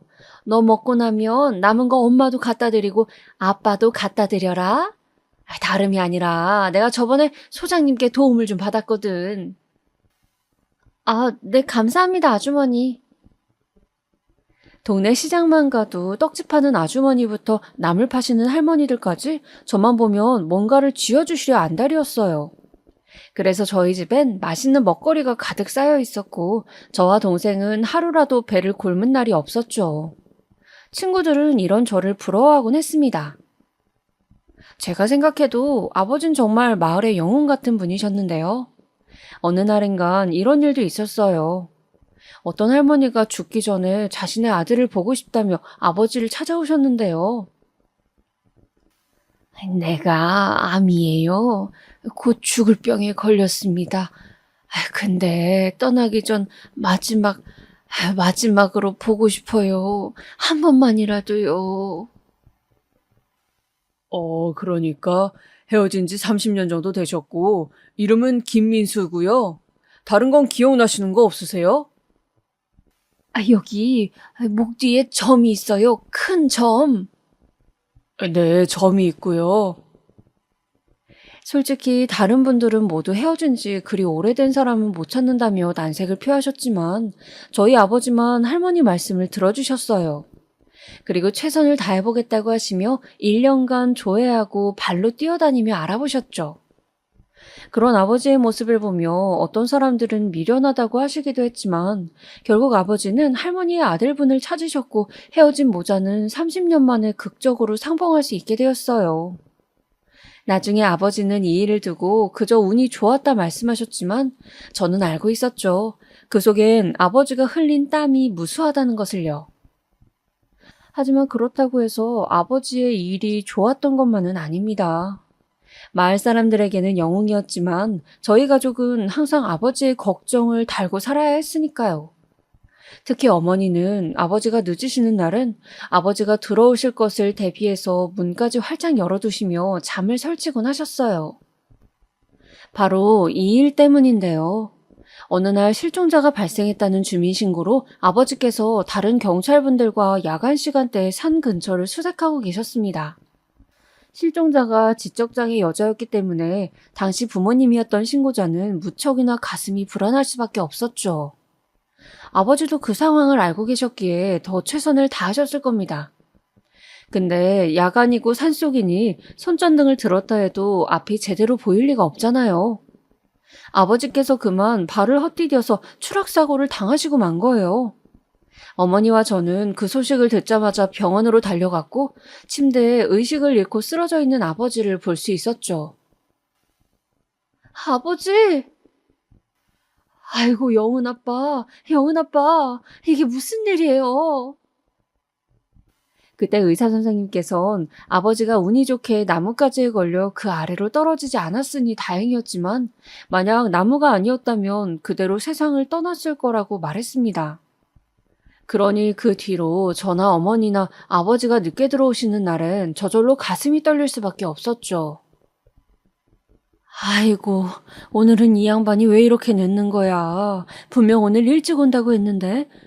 얘 영은아, 네 아빠에게 무슨 일 난 건 아니겠지? 괜찮을 거예요, 엄마. 아빠 일이 많아서 늦어지는 걸 거예요. 그래, 그렇겠지. 제가 이런 식으로 어머니를 겨우 달래면 그제야 어머니는 마음을 놓으시곤 다시 침대에 눕곤 하셨습니다. 아무튼 저는 이런 환경 속에서 자랐기에 아버지의 영향을 가장 많이 받았고 아버지를 존경하면서도 마음속으론 의로운 일을 하시는 분들의 그림자를 생각하게 될 수밖에 없었습니다. 그래서일까요? 남편을 만났을 때 한눈에 반해 마음이 갔지만 저는 조금 망설이게 되었어요. 밤에 아버지 걱정으로 잠 못 드시던 어머니 생각이 났기 때문이죠. 남편은 아버지와 같은 경찰이란 직업을 갖고 있었습니다. 당시만 해도 막 경찰서에 들어간 신입 순경이었는데요. 남편은 서글서글한 성격으로 저에게 먼저 다가왔습니다. 안녕하세요. 처음 뵙겠습니다. 김정재라고 합니다. 아유, 실물로 보니까 더 미인이시네요. 네, 정재 씨도 그러네요. 근데 경찰 일 하신다고요? 경찰 일은 어때요? 네, 아직 막내고 신입이라 모르는 게 많아서 맨날 혼나는데, 그래도 재미있어요. 보람도 있고. 아, 그러시구나. 듣자 하니 영은 씨 아버님도 소장이셨다 하는데 맞나요? 대단하시네요. 별거 아니에요. 작은 동네라서요. 남편은 호감형이었고 얼굴도 잘생긴 사람이었지만 당시 저는 왠지 모를 거부감 때문에 말이 잘 안 나왔어요. 그러다 결국 서둘러 그 자리를 파하기 위해 일이 있다며 일어나고야 말았죠. 남편은 아쉬운 기색이 역력했지만 다음에 또 만나자며 약속을 기약했어요. 하지만 저는 남편의 연락을 받지 않았고 또 만날 생각도 없었죠. 그런데 우연한 장소에서 또 만나게 된 거예요. 제가 근처 고아원에 봉사를 하러 종종 들르곤 했는데 거기서 익숙한 웃음소리가 들리더라고요. 다가가 보니 남편이었어요. 아이고, 이런 데서 다 만나네요. 그날 그렇게 빨리 가버려서 섭섭했는데, 오늘 끝나고 차 한잔 같이 할래요? 죄송한데 오늘은 제가 선약이 있어서요. 당연히 제 대답은 거절이었어요. 어차피 길게 갈 인연도 아닌데 괜히 시작하고 싶지 않았거든요. 하지만 봉사하러 올 때마다 마주치는 남편의 모습엔 너무나 선한 기운이 가득했고 거기에 빠지게 되었어요. 와, 이 녀석 어제는 곧셈 나눗셈 못하더니 오늘은 잘하네. 경찰 아저씨, 저 잘했어요? 완전 천재인데? 아이들 수준에 맞춰 공부도 세심하게 알려주고 잘 놀아주고 칭찬도 많이 해주는 그런 모습 속에서 저도 모르게 자꾸 이 남자와의 미래를 상상하게 되더라고요. 거기다 남편은 꽤 불도저 같은 스타일이었어요. 제가 선약이 있다고 거부하는 게 자신에 대한 거절이라는 걸 알면서도 끈질기게 데이트를 요구했고 결국 마지못해 나간 데이트 자리에서 서로의 마음을 확인하며 손을 잡고 말았죠. 남편은 연애할 때도 무척 다정다감한 스타일이었어요. 늘 제가 먹고 싶어 하는 걸 먹어주려 하고 차가 많은 곳에선 항상 안쪽으로 저를 안내하고 별거 아닌 것들이지만 이러한 배려들이 너무 좋았습니다. 그리고 이 사람과 함께 안정적인 가정의 울타리를 만들고 싶다는 생각으로 흘러가게 되었죠. 허나 프로포즈를 먼저 한 건 그 사람이었어요. 나는 영은 씨가 참 좋아요. 영은 씨 말하는 것도 이쁘고 화낼 때 찡그리는 것도 이뻐 죽겠고 수줍어하는 것도 다 이뻐요. 영은 씨만큼 날 사랑해주는 사람도 없을 거고 나도 그래요. 내가 책임질 테니 우리 결혼합시다. 그 사람다운 고백이었습니다. 꽃다발 내밀고 무릎 꿇고 한 그 고백에 저는 넘어가서 어느새 그 사람의 부모님을 뵈러 가고 있었죠. 근데 시모의 첫인상은 사실 그리 좋지 않았습니다. 시부와는 달리 어딘지 날서고 기센 느낌이 가득했어요. 그래서 첫 만남부터 잔뜩 위축되어 집안에 들어갔던 게 기억이 나요. 딱히 결혼에 대한 반대는 없으셨어요. 저희 집이 어느 정도 사는지 묻고 대략 모아둔 돈이 얼마인지 묻고 제 직장을 물으시더니 그저 고개를 한번 끄덕이셨죠. 그래 뭐 니들이 마음 맞아 결혼하겠다는데 내가 말릴 순 없지. 결혼해라. 대신 이거 한 가지는 말해두마. 우리 집 식구가 되면 그냥 말만 식구가 아니라 평생 보듬고 서로 아끼며 살아가는 관계가 되는 거야. 알겠니? 당시 시모의 말씀에 딱히 틀린 말도 없었고 저도 식구가 되면 잘 모시리라 다짐하긴 했지만 느낌이 이상했어요. 시모께서 저 말을 할 때 꽤나 강경하신 말투로 말씀하셨거든요. 마치 지키지 못하면 절대 안 된다는 식으로요. 어쨌든 남편을 키운 부모님이시면 남편과 굉장히 닮아 있을 거라 생각했는데 예상 외라는 생각을 하며 집 밖을 나왔습니다. 그리고 다음으로 저희 부모님을 뵈러 갔죠. 다행히 저희 아버지께선 인자한 미소로 남편을 맞아주셨어요. 아무래도 딸아이 남편 될 사람이니 조금은 신중한 눈길로 살펴보는 기색이 있으셨지만 몇 번 이야기를 나눠보시더니 괜찮은 사람인 것 같다며 잘 살라는 덕담을 해주셨습니다. 거기다 당시 아버지처럼 경찰이 꿈이었던 여동생은 형부 될 남편을 보곤 신기해하며 여러 질문들을 쏟아내었죠. 시험 준비는 어떻게 했냐, 어디서 근무하냐 등등. 그러다 마지막에 언니랑 형부 진짜 잘 어울리는 거 알아요? 둘은 깨볶으면서 살 것 같아 하며 너스레를 떨었는데 정말 여동생의 말처럼 저와 남편은 그렇게 결혼식장으로 들어가 말 그대로 깨를 볶는 신혼생활을 시작했어요. 신혼집은 직장 다니던 저와 남편이 모은 돈으로 시작을 했는데요. 모은 돈이 크지 않아 작은 빌라에서 시작하게 되었습니다. 남편은 이런 집에서 살게 된 게 미안했는지 자기가 꼭 계급이 높아져서 더 좋은 집으로 가자는 이야기를 하곤 했죠. 하지만 저는 그때마다 기겁하며 그랬어요. 아니야, 그런 것보다 자기가 안전한 게 더 중요해. 너무 무리하지 마. 정말로 제겐 남편의 안전이 경제적인 부분보다 훨씬 중요했거든요. 경제적인 부분이야 제가 함께 벌면 되니 책임을 나눌 수 있지만 건강은 그 누가 나눠줄 수 있는 게 아니잖아요.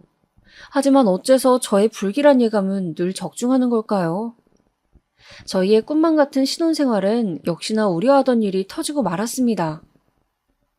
그날은 남편의 생일이었어요. 케이크도 준비하고 남편 좋아하는 불고기도 해서 한 상을 준비해 놓았는데 들어오질 않더라고요. 무슨 일인가 싶어 기다리다가 저도 모르게 잠에 들고 말았는데 갑자기 누군가 문을 두들기는 소리가 들리더군요. 나가보니 남편의 동료 경찰관이었어요. 그분은 숨을 헐떡이며 끔찍한 사실을 전했습니다. 걱정하실까봐 제가 왔어요. 지금 형이 다쳐서 병원에 있거든요. 뭐라고요? 슬리퍼도 짝짝이로 신은 채 곧바로 남편이 있는 병원으로 택시를 타고 갔고 그곳에서 인상을 잔뜩 찡그리며 쉬는 소리를 내는 남편과 상처를 꿰매고 있는 의사 선생님을 발견할 수 있었어요. 여보. 왔어? 놀랐지? 괜찮기는 어떻게 된 거야? 많이 다친 건 아니고 도로에서 술 취한 행인이 갑자기 도로로 뛰어드는 바람에 말리려 했는데 하필 깨진 소주병 쪽으로 넘어져서. 그래도 이만하면 천만다행이지. 남편은 천만다행이라고 차가 없으니 망정이었다고 실없이 웃었지만 저는 순간 아버지가 떠올라 남편의 등을 찰싹찰싹 때리고 말았습니다. 근데 갑자기 뒤에서 남편을 부르는 목소리가 들리더군요. 돌아보니 시모였어요. 시모는 남편을 덥석 껴안으며 괜찮냐 물었습니다. 그리고 저를 노려보시더라고요. 순간 시모의 날카로운 눈길에 몸이 흠칫 반응했습니다. 왜 그러시지? 내가 뭘 잘못했나 하는 생각들이 스쳐 지나갔죠. 그런데 그 사건으로 시모가 많이 예민해지셨는지 일주일에 한 번씩 저희 신혼집을 들리기 시작하셨어요. 처음엔 남편에게 줄 곰국을 준다는 명목이셨죠. 하지만 시간이 지나니 명목도 사라지고 막상 오시면 하시는 거 없이 빈둥빈둥 TV만 보시더라고요. 거기다 시어머니는 꼭 집안일에 관한 잔소리도 같이 얹으시더라고요. 예, 내가 저기 아까 냉장고를 한번 열어봤는데 세상에 인스턴트 음식이 너무 많더구나. 힘든 일 하는 애인데 최대한 그런 건 자제해야 하지 않겠니? 네, 어머니? 이 새우튀김이요? 이거 남편이 맛있다고 하길래 넣어놨는데. 예, 너 왜 내 말을 잘라 먹니? 네 남편이 좋다고 해도 네가 말려야 할 거 아니야? 너 내가 그때 당부했던 거 한 귀로 듣고 흘렸니?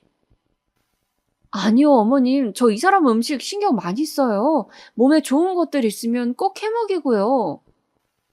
네가 나만큼 내 아들을 생각하겠니? 내 배로 낳은 아들인데 나만큼 생각하겠냐고? 내가 곰국 저거 왜 끓여다 갖다 줬겠니? 네가 안 할 거 아니까 내가 한 거다. 아직도 모르겠니? 됐다. 나 이제 갈련다. 어머니, 잠시만요. 그렇게 시몬은 일방적으로 버럭 화를 내시며 떠났고 저는 어찌해야 할 바를 모르고 있다 한숨만 푹푹 내쉬며 남편을 맞이했습니다. 남편은 제 얼굴을 보고 무슨 일이 있단 걸 알아챘죠. 아니, 사실 오늘 어머님이 오셔서 당신 주려고 사놓은 튀김 보고 너무 뭐라 하시는 거야. 나도 당신 생각해서 사다 놓은 건데. 아, 그랬어? 아유, 우리 엄마가 또 아들 걱정 지나치게 하셨네. 알겠어. 걱정하지 마. 내가 엄마한테 잘 말할게. 앞으로는 우리 집 오는 것도 줄여달라 할 거고. 그것보다 대체 어머님이 날 왜 싫어하시는 거지? 내가 뭘 잘못했나? 솔직히 말해, 저는 어머님이 갑자기 저렇게 저한테 무례하게 행동하시는 이유가 더 궁금했어요. 물론 결혼 전에도 절 그리 마음에 들어하는 기색은 아니었지만 결혼 후 사람이 변했다 싶을 정도로 달라지셨거든요. 그래서 그 이유를 곰곰이 생각하다가 한 가지 일화가 떠올랐는데요. 남편도 이 말을 듣더니 심각한 표정이 되어 맞는 것 같다고 하더라고요. 사실 결혼한 지 얼마 안 된 신혼 초기에 이런 일이 하나 있었어요. 남편이 지금 하는 일에 만족하지 못한다며 조금 더 위험한 일을 하는 부서로 가고 싶다는 거예요. 그래서 시어머니 앞에서 제가 안 된다고 말린 적이 있었어요. 사실 아내로선 당연하잖아요. 거기다 아버지의 힘든 점을 옆에서 봐왔기 때문에 더욱 그랬죠. 근데 제 말에 남편이 시무룩해 하자 시모가 제게 남편 기죽이지 말라고 했거든요. 왠지 그때부터 기센 며느리로 찍힌 것 같더라고요. 이걸 어쩌나 싶어 고민하고 있는데 남편이 직접적으로 말하지 말고 자기가 대신 의사를 전해주겠다고 하더라고요. 그때까지만 해도 남편만 믿고 있었어요. 남편이 중재를 잘했는지 정말 그 이후로는 시모가 집에 오는 것도 없어지셨더라고요. 하지만 그게 제 생각과는 너무도 달랐다는 걸 명절 때야 알게 되었습니다. 시모는 오자마자 제게 비닐장갑 2개를 획 던지시며 음식해라 라고 명령조로 말하시더라고요. 기분이 나빴지만 일단은 꼭 참았습니다. 어머니, 이거 만들어 놓으신 목록 그대로 하면 되는 건가요? 그래. 아, 근데 제가 우엉조림은 맛있게 만들지 몰라서 어떻게 만들면 될까요? 너는 살림한다는 애가 어떻게 그것도 모르니? 아니, 우엉조림 안 만들어 봤어? 내가 몇 번 만들어줬잖아. 그럼 대강 알 거 아니야? 혹시나 실수할까봐 미리 여쭤봤던 건데 시모는 그걸 가지고도 길길이 화를 내었습니다. 저도 여기서 참지 못하고 한마디를 얹으려 했는데 아주버님께서 옆에서 가만히 이야기를 듣고 있더니 한 말씀을 하시더라고요. 엄마, 재수씨가 모를 수도 있지. 왜 이리 화를 내요? 재수씨, 내가 우엉조림 기가 막히게 만들거든요? 내가 할게요. 아니, 무슨 남자가 주방에 들어온다는 거야? 그리고 너는 며느리 교육시키는데 왜 끼어들어? 남자가 요리하지 말란 법이 있어요? 그럼 남자 요리사는 왜 있게? 엄마도 참. 아주버님은 이런 실없는 농담들을 하시며 저를 보호해 주시려 하더라고요. 그때 아주버님에게 조금 고마움을 느껴 나중에 감사하다고 따로 전했어요. 그랬더니 아유, 뭘 그런 걸로요. 우리 엄마가 남자 2명 키우느라 무지 억척스러워졌어요. 원래는 안 그랬는데 괜히 며느리 기강 잡는다고 저러는 거예요. 그러니까 적당히 흘리세요. 라며 웃으시더군요. 문득 아주버님의 웃음이 선한 남편의 웃음과 닮았다는 생각이 들었고 왠지 모르게 그때부턴 아주버님에게 감사함을 느끼게 되었어요. 당신 요즘 우리 형이랑 친한 것 같더라.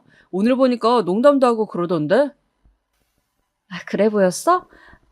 아주버님 진짜 재밌으시더라. 근데 왜 아직 미혼이시지? 만나는 여자분 없으신가? 이때 결혼할 것 같다던데? 아니나 다를까 남편의 말이 끝나기도 무섭게 아주버님은 한 달 후에 제 예비 형님이 되실 분을 데리고 집에 들어왔어요. 예비 형님 되실 분은 학원 선생님이라 하셨는데 직업처럼 차분하고 지적인 스타일의 분 같더라고요. 근데 시모께선 형님이 앞에 있는데도 불구하고 저에 대한 구박을 멈추지 않으셨습니다. 오히려 형님과 비교하며 더 심해졌죠. 그것도 남편이 없을 때를 노려서 그러시더라고요. 저기 첫째 좀 봐봐라. 첫째는 임신도 한 번에 턱 하고 요리도 잘하는 게 딱 봐도 1등 신부감이지 않니? 근데 너는 내가 믿음이 안 간다. 뭘 해도 엉성하고 내 아들이 경찰인데 경찰 아들 만났으면 네가 내조라도 잘해야지. 너는 뭘 제대로 하는 게 없는 것 같다? 어머님, 임신 안 되는 게 제 탓인가요? 저희도 노력하고 있어요. 그리고 제가 남편 내조를 뭘 못한다는 건가요? 그거 봐라. 너는 이것부터 잘못된 거야. 첫째 쟤는 내가 무슨 말을 해도 고분고분 내내 하는데 너는 말부터 자르고 들려고 하지 않니? 내가 제일 싫어하는 거. 그것부터 하고 들잖아. 그러니 내가 널 이뻐할 수가 있겠니? 거기다 내가 신혼집 가는 거 싫다고 남편에게 이르기나 하고. 에잉. 명절에 들려 가끔 보는 사이인데도 시모는 뭐가 그리 못마땅하신지 저의 안 좋은 점들만 콕콕 집어 저렇게 비꼬듯 말씀하시곤 했어요. 여기에 아주버님과 형님이 시모를 말리려 들었지만 아무래도 시모와 저는 첫 단추부터 잘못 깨인 듯 했습니다. 제가 그냥 웃으며 알겠습니다 어머님 했어야 했는데 시모는 맞서는 제 꼴을 견디지 못하셨고 그러다 보니 이 지경까지 흘러가게 된 거였죠. 저는 그 자리에 더 이상 있을 수가 없어 집으로 돌아와 버렸습니다. 마음이 너무 서럽기 그지없었습니다. 나중에 모든 일을 알게 된 남편이 제게 죽을 듯이 미안해했지만 그때는 남편의 위로조차 와닿지 않았습니다.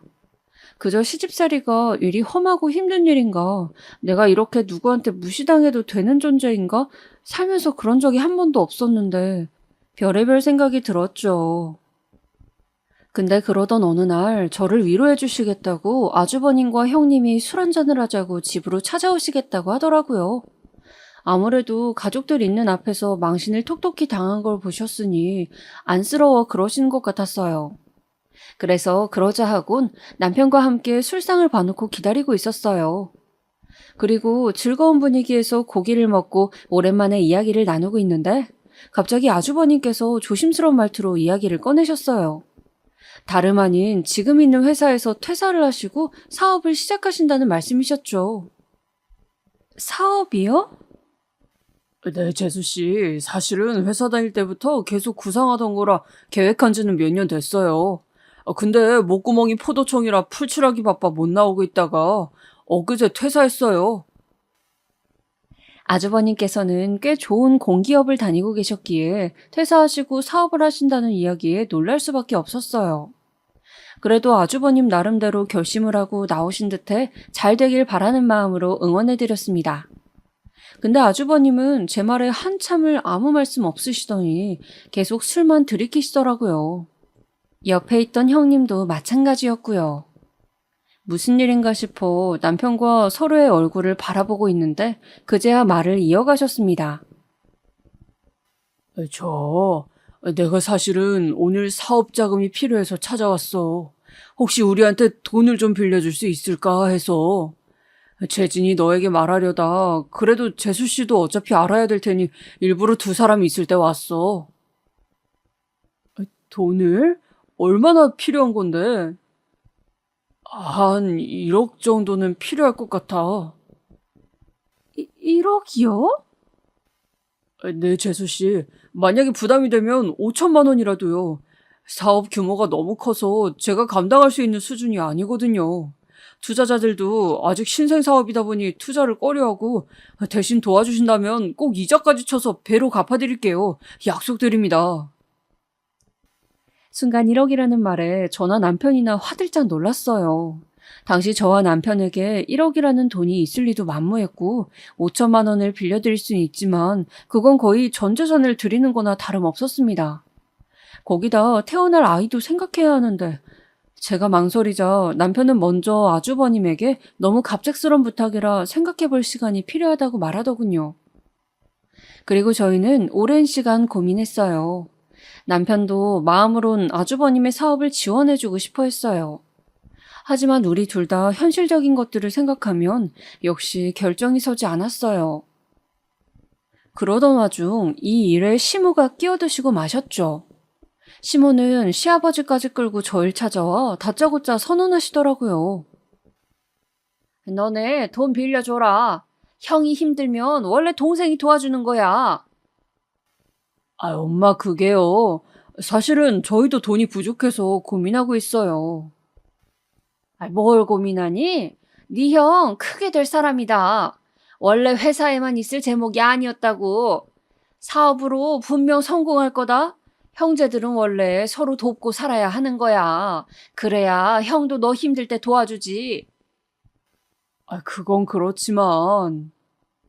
형이 널 위해 지금까지 해준 걸 생각해봐라, 재진아. 시모와 시아버지는 자기 집엔 해줄 돈이 없다며 막무가내로 저희에게 돈을 대라고 하셨습니다. 이 말에 저는 어이가 없었지만 남편은 흔들리는 듯 했어요. 결정적으로 평소 말씀이 없으셨던 시아버지마저 장남대우 해줘야겠다며 아주버님 사업에 필요한 돈을 지원하라 말씀하셨어요. 이렇게 강경하실 거면 차라리 두 분이서 대출을 받으셔서 돈을 해드려도 될 텐데 왜 그 생각은 못하시고 저희한테 이러시는 건지 이해할 수가 없었습니다. 저는 시부모님이 가시자마자 곧바로 안 된다고 했습니다. 여보, 우리 애도 생길 거야. 그럼 육아 비용도 생각해야지. 그거 어떻게 다 감당하려고. 아주버님 돈 해드리면 우리 뭘로 살아? 빚으로 살아? 아, 그건 그렇지. 근데 엄마 아빠가 저렇게까지 하니까 나도 모르겠다. 남편은 여기서 애매한 태도를 보였어요. 그러더니 저를 설득하기 시작하더라고요. 몇 날 며칠 설득하고 애걸하며 형이 분명 성공할 수 있을 거란 얘기를 골백 번도 더 넘게 했어요. 시모도 여기에 가세해서 사람을 못 살게 굴었고요. 결국 제가 졌습니다. 그 돈을 모두 아주버님 사업에 지원해드리기로 했고 아주버님은 눈물까지 글썽이시며 고맙다고 했어요. 어쨌든 두 분이 굳은 결심으로 시작한 사업이었으니 저도 진심으로 잘 되길 간절히 바랬습니다. 아주버님께서 마련하신 사무실도 가보고 거기서 가끔씩 일도 도와드리며 응원도 해드렸어요. 사업 시작 후 1년까지는 다행히 어느 정도 회사가 굴러가는 듯 했습니다. 아주버님께서 큰 돈은 아니시더라도 매달 이자라고 얼마씩을 입금해 주시며 사업 현황을 말씀해 주셨거든요. 그 사이 저도 임신이라는 경사를 맞아 정신이 없었습니다. 그런데 어느 날 남편이 어두운 얼굴로 이런 말을 하는 겁니다. 심장이 쿵 절벽으로 떨어지는 말이었습니다.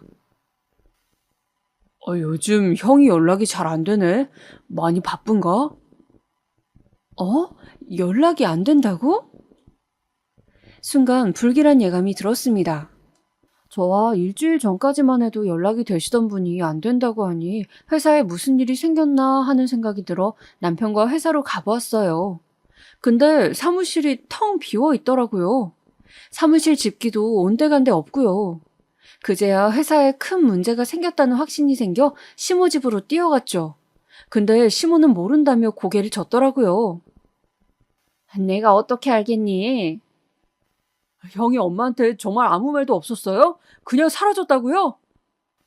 그래, 나도 모른다. 그렇게 별 소득 없이 시부모님 집을 나와 저희는 터덜터덜 망연자실한 얼굴로 길을 걸었습니다.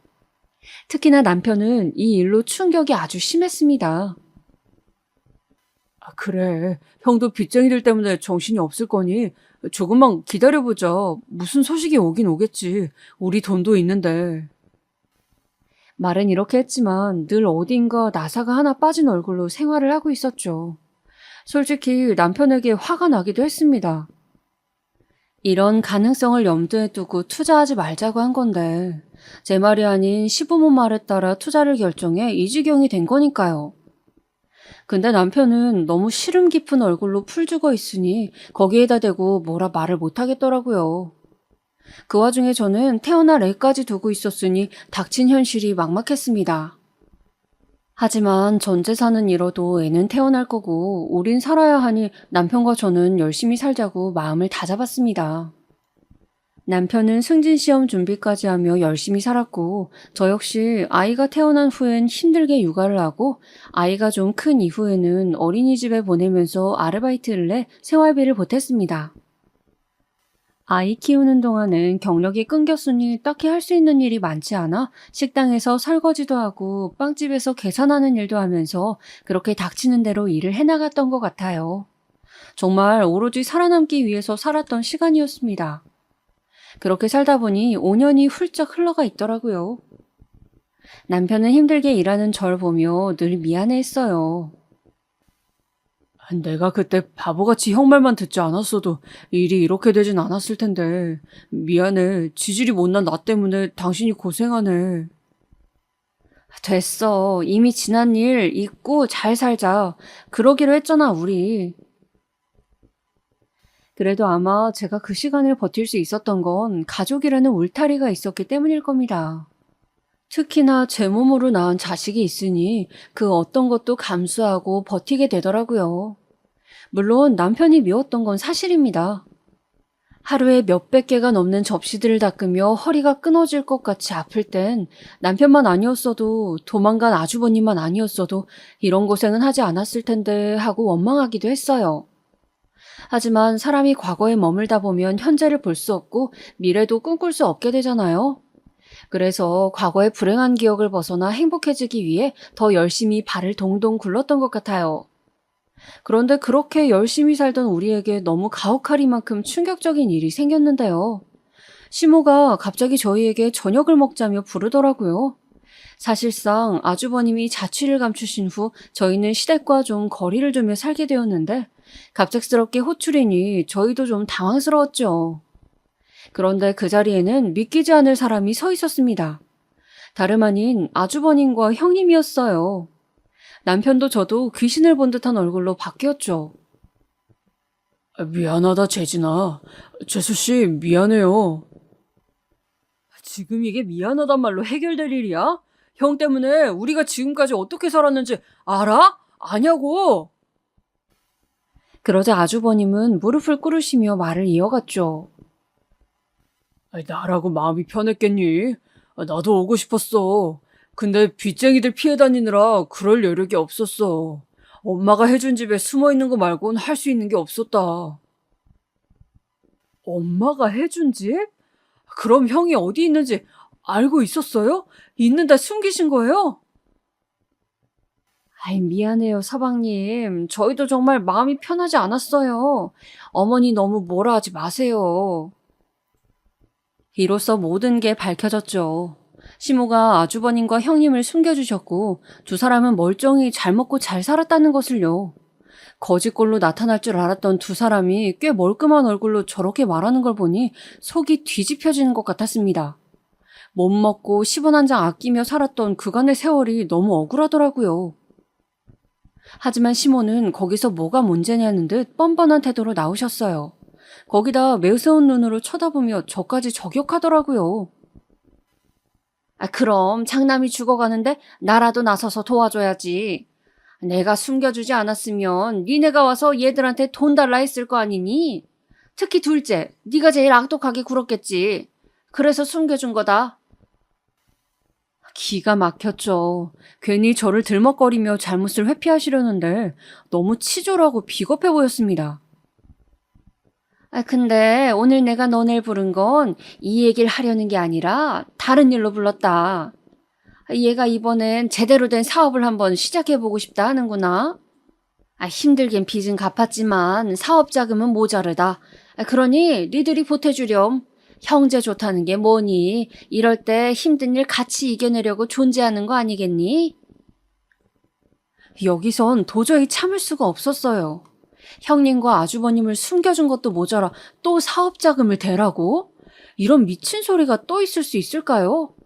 시모도 저 두 사람도 모두 정신이 나간 게 틀림없었습니다. 저는 그대로 말을 전했어요. 절대 빌려줄 수 없고 앞으로 다신 볼 일 없었으면 좋겠다고요. 저도 모르게 고래고래 소리를 지르듯 전달했는데 아마도 마음속에 있던 우라통이 터져나온 것 같았습니다. 근데 시모도 만만치 않았어요. 갑자기 불현듯 화를 내더라고요.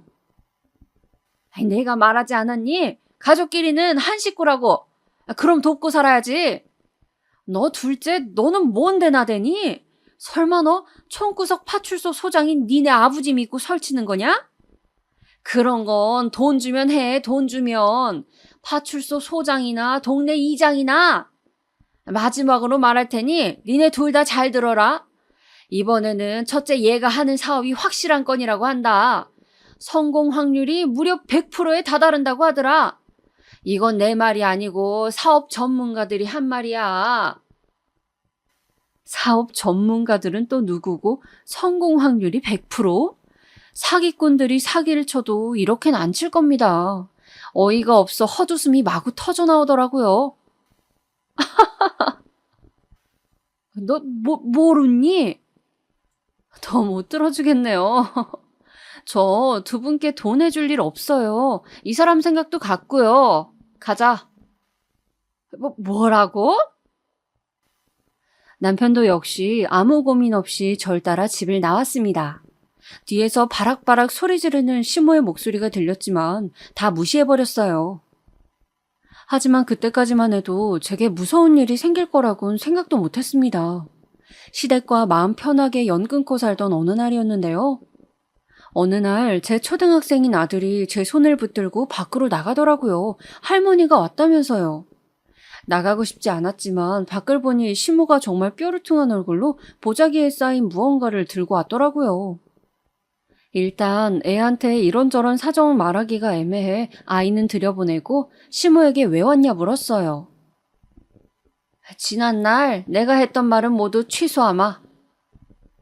지금 사과하시는 이유가 뭔가요? 말씀드렸다시피 돈 못 빌려드려요. 돈 빌려달라 온 거 아니다. 이거 주러 온 거지. 그러면서 시모가 보자기에 쌓인 것을 내밀더라고요. 네가 이 떡 좋아한다 해서 해왔다. 내가 심했어. 용서해라. 시모는 이 말만 하곤 돌아섰어요. 일단 보자기를 손에 쥐어주길래 어쩔 수 없이 받긴 했지만 처치 곤란이었습니다. 남편이 올 때까지 식탁에 두고 푸르지도 않고 있다가 남편이 와서야 시모가 왔다는 것을 말했어요. 그러자 남편도 한숨을 쉬며 보자기를 풀러 안에 있는 떡을 확인하더라고요. 우리 엄마 때문에 하루 종일 심란했겠네. 그래서 저녁도 못했구나. 그냥 떡이나 먹자. 안 먹어. 당신이나 먹어. 먹어봐. 당신 오늘 아무것도 못 먹었을 거 아니야. 그래. 아무것도 못 먹었지. 정말 물도 한 잔 안 먹었던지라 배고프긴 했어요. 일단 눈앞에 제가 좋아하는 맛있는 떡이 보이자 저도 모르게 본능적으로 남편이 건네주는 떡을 우물우물 삼켰습니다. 근데 떡 맛이 어딘가 이상했어요. 몇 개를 집어먹으면서도 이게 원래 내가 알던 그 떡 맛인가 싶어 몇 번을 음미했어요. 제가 원래 미각이 둔하거든요. 그래서 뭐든 잘 못 느끼고 먹는 경향이 있었는데 갑자기 배가 미친 듯이 아프기 시작했어요. 눈앞이 핑그르르 돌 정도로 아프면서 엄청난 고통이 몰려오는데 숨이 쉬어지지가 않아 남편을 불렀습니다. 여보. 왜 그래? 남편은 놀라 헐레벌떡 달려와 119를 불렀습니다. 응급실을 가는 내내 의식이 있었기에 너무 고통스러웠어요. 그러다 어느 순간 저도 모르는 사이 의식을 잃었던 것 같아요. 눈을 떠보니 병원이었고 남편과 시모가 격하게 싸우는 소리가 들리더라고요. 엄마, 그러니까 지금 이 사람한테 썩은 떡을 먹인 거 아니에요? 내가 무슨 썩은 떡을 먹여? 아니다. 솔직히 말해요. 먹였잖아요. 왜 자꾸 아니라고 발뺌하세요? 이러면 저 조사해볼 거예요. 배가 계속 찌르르 아파 말소리는 희미하게 들렸지만 썩은 떡이라는 글자가 머릿속에 들어오는 순간 어떻게 된 상황인지 알겠더라고요. 아픈 와중에도 분노가 치솟았습니다. 근데 남편은 일어나 있는 저를 보자 다가와선 잠시 어디 좀 갔다 올 테니 혼자 있으라 그러더군요. 그리고 남편이 떠나자 더욱더 소름 끼치는 일이 벌어졌어요. 제게 썩은 떡을 먹인 시모가 다가와선 네가 또 살아났네? 뭐라고요? 살아나지 말았어야 했는데 질긴 것 두고 보자. 시모의 속삭임이 잔인하게 귓속을 파고들었습니다. 순간 공포가 느껴졌지만 링거가 달려있는 팔을 휘두를 수도 없고 다리를 움직일 수도 없었어요. 시모는 그런 저를 내려다보며 비웃더니 이내 뒤돌아 나가버렸습니다. 시모가 나가고도 저는 한동안 충격 속에 머물러 있었습니다. 저런 말을 아무렇지도 않게 내뱉었다는 게 너무 소름이 끼쳤어요. 그런데 퇴원하는 날 남편이 저를 데리러 와선 어디 갈 데가 있다고 하더군요. 도착한 곳은 시어머니 집이었습니다. 당시 남편은 형사과로 과를 옮겼었는데 동료분들이 무거운 얼굴로 기다리고 있더군요. 그리곤 집 안으로 들어가 시모를 데리고 나오더니 제 앞에서 시모의 손목에 수갑을 턱 채웠어요. 너 뭐 하는 거냐? 어머니가 저지른 죄 다 받으세요. 남편은 시모가 저지른 죄를 하나하나 음ጮ려 주었어요. 며느리를 죽이려 한 죄 살인 미수죄로 체포한다고요. 결국 시모는 그렇게 체포되어 조사를 받았고 징역까지 선고받게 되었습니다. 어떻게 징역까지 선고받았냐고요? 남편이 전해준 사실은 무척이나 충격적이었습니다. 남편은 제가 병원에 있던 사이 시모의 집에 가 물건을 뒤졌다고 해요. 충격적이게도 시모의 집에선 농약을 탄 음료수가 발견이 되었다고 해요. 그걸 어떻게 먹일지를 치밀하게 적은 일기장도 함께 발견이 되었고요. 아마 남편이 집을 뒤지지 않았다면 두 번째는 독극물이었겠죠. 그걸 만약 먹었다면 저는 지금처럼 이 글을 쓰고 있지도 못했을 거고요. 나중에 알게 된 사실이지만 시모는 조현병이라는 정신병을 앓고 있었죠. 지금 생각해보면 온전한 사람의 생각으로는 그런 일을 감행할 수 없으니 그 병명이 이해가 되었습니다. 한동안 이 일에서 헤어나오지 못했답니다. 다행히 그 후론 조금씩 정신과를 다니며 마음을 회복했고요. 사실 얼마 전에 우연히 길을 지나가다가 교도소에서 나온 시모를 마주쳤습니다. 그래서 그런지 10년도 더 된 일이지만 아직도 그때를 회상하면 가슴이 쿵 하네요. 부디 많은 격려의 말씀 부탁드립니다.